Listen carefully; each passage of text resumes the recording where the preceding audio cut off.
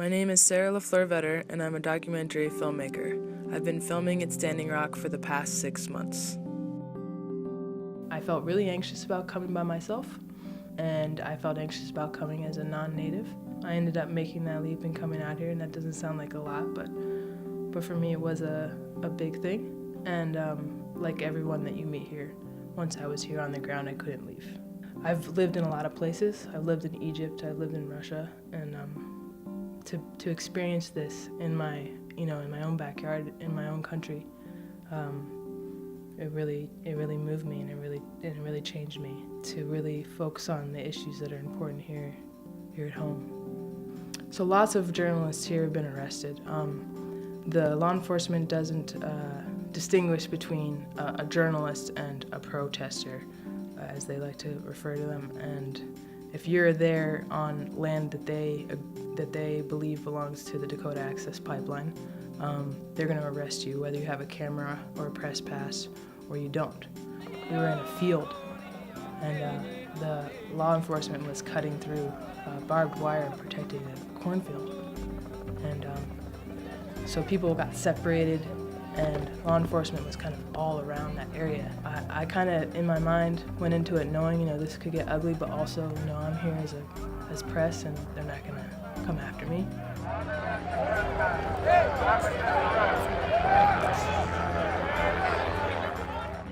At one point, I got real close to the action. I was filming them pulling people out of a mass of protectors that had linked arms, and I was filming their arrests.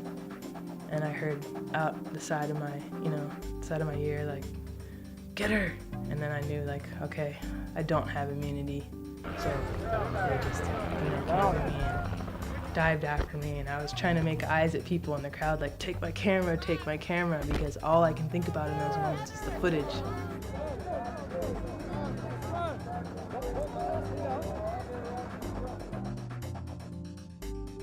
There's a lot of barriers to being a filmmaker here. There's a lot of uneasiness about documenting what's happening here. People are worried about their safety. They're worried about the legal implications of showing their face here.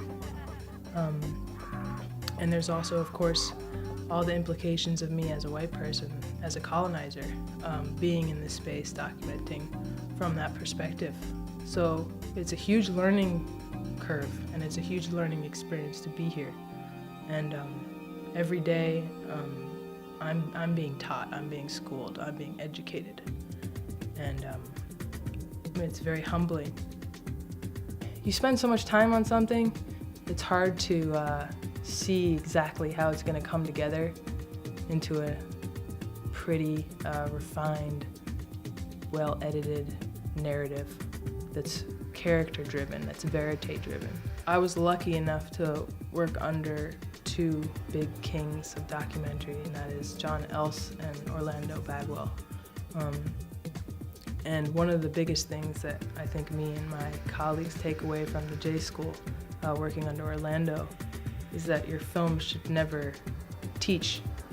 We don't need to read things off the screen. We don't need to be taught. We need to feel, make us feel.